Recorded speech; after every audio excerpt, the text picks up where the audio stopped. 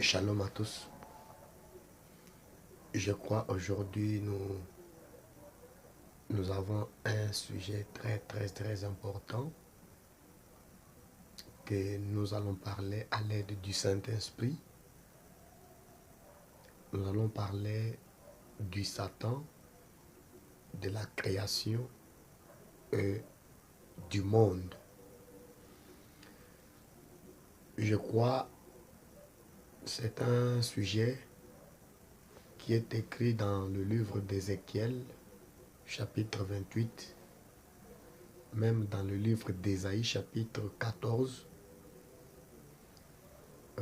d'où on nous parle sur le sujet très important que nous venons de lire.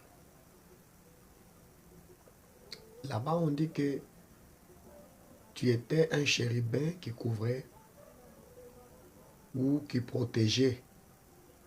C'est une haute dignité. Donc Satan avait une haute dignité car les chérubins sont en petit nombre et établis comme de porteurs de diverses attributs de Dieu dans le gouvernement de la création. Vous voyez? Donc les Satans seront donc les chérubins seront protecteurs de ces mêmes attributs quand les règnes de Christ sur la création devra être établis par les jugements.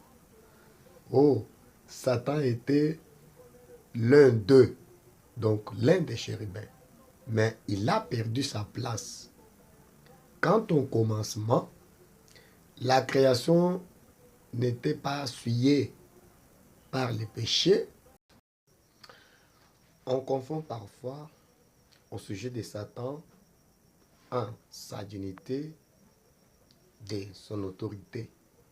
S'il a toujours été revêtu d'une dignité, même un archange n'ose pas proférer de jugement injurieux contre lui. À bien plus forte raison, ne le pouvons-nous pas. Mais depuis la croix, Satan, il est vaincu. Il a perdu toute autorité. Il est rendu impuissant. Et si nous lui résistons, il s'enfuit loin de nous. Gloire au Seigneur. Acclamons le Seigneur. Waouh! Seulement, il n'est pas encore chassé des lieux célestes et précipité, mais Dieu, de paix, les brisera bientôt sous nos pieds. C'est ça ce que dit la Bible.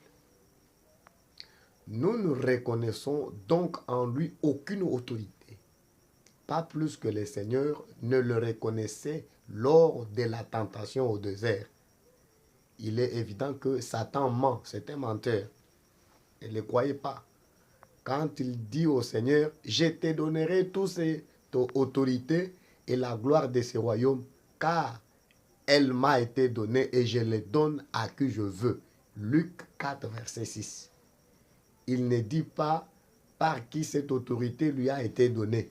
Voilà un menteur. C'est par le péché que sa ruse a provoqué chez l'homme en l'introduisant dans le même chemin qu'il a perdu. Voyez? Lui, Satan, il a perdu son chemin. Jamais cette autorité ni la gloire de ce royaume ne lui a été. Écoutez, Satan n'a aucune volonté que Dieu ne puisse se réduire en ayant ou dont il se serve pour accomplir finalement ses desseins. Mais ce qui est vrai, c'est que Satan, par la chute de l'homme qu'il a provoqué, a acquis la domination sur l'homme. Satan domine sur l'homme. Il domine sur l'homme. L'homme, il domine sur l'homme. L'homme est devenu son esclave par le péché. Voyez? Donc, son triomphe apparent a été la croix, les lieux précis où la puissance de la mort qu'il tenait par le péché lui a été enlevée par Christ. Mais c'est là qu'il est devenu le prince du monde. Voilà. Car, remarquez-le, ce n'est qu'alors que le Seigneur Jésus lui donne ses titres. Donc, les chapitres de Jean qui en parle présentement, le Seigneur comme lui-même au-delà de la mort, comme prince de ce monde, il est déjà jugé pour nous. Nous ne lui reconnaissons donc aucune autorité. Notre soumission aux autorités établies sur la terre provient précisément de ce que, ne reconnaissant à Satan aucune autorité sur nous, nous reportons toute autorité à Dieu. Ce monde est devenu le domaine de Satan. Mais pour nous chrétiens, les enfants de Dieu, le royaume de cieux subsiste en l'absence du roi. Et c'est à ce royaume que nous appartenons, reconnaissant comme valables les principes immuables du gouvernement de Dieu et non ceux du monde. Nous sommes entrés dans ce royaume par la foi. Voilà. Et nous y appartenons. Il est régi par des lois gouvernementales divines auxquelles nous sommes tenus de nous soumettre. Ceci m'amène à vous dire quelques mots sur Ésaïe 14 et Ézéchiel 28. Je crois qu'on a souvent introduit de la confusion dans ces deux passages prophétiques, en attribuant à Satan ce qui est dit de l'homme de Babylone, de l'Assyrien, de Tyr ou de l'Antichrist. Voici comment je le comprends. En Ésaïe 14, vous trouvez Babylone identifiée avec la Babylone ou bête romaine de l'Apocalypse. Vous trouvez aussi la liaison entre l'Antéchrist et Satan. C'est la trinité satanique dont les personnages peuvent être considérés séparément, mais s'identifie ici comme bête romaine et faux prophète avec le diable, qui originairement était Lucifer, l'étoile brillante du matin. Voyez, en Ézéchiel 28, il en est un peu autrement. Voyez, là il s'agit d'abord du prince de Tyr, non pas de Satan, mais d'un homme qui dit « Je suis Dieu ». Ce roi de Tyr est le type historique de l'Antichrist. Mais si vous considérez le chapitre 27, toujours de ce même prophète, vous trouverez que la puissance de Tyr est absolument assimilable à celle de Babylone en Apocalypse 18, plus loin, chapitre 28, versets 11 à 13, toujours de ce même chapitre, de ce même prophète Ézéchiel.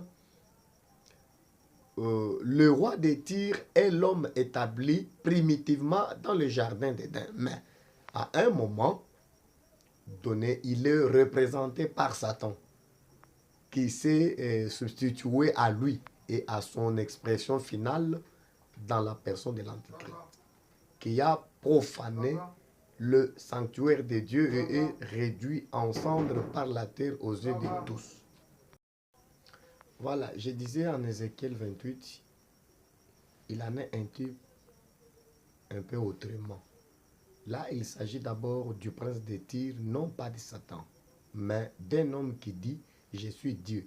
Ce roi de Tyr est le type historique de l'Antéchrist. Mais si vous considérez le chapitre 27, vous trouverez que la puissance de Tyr est absolument assimilable à celle de Babylone en Apocalypse 18.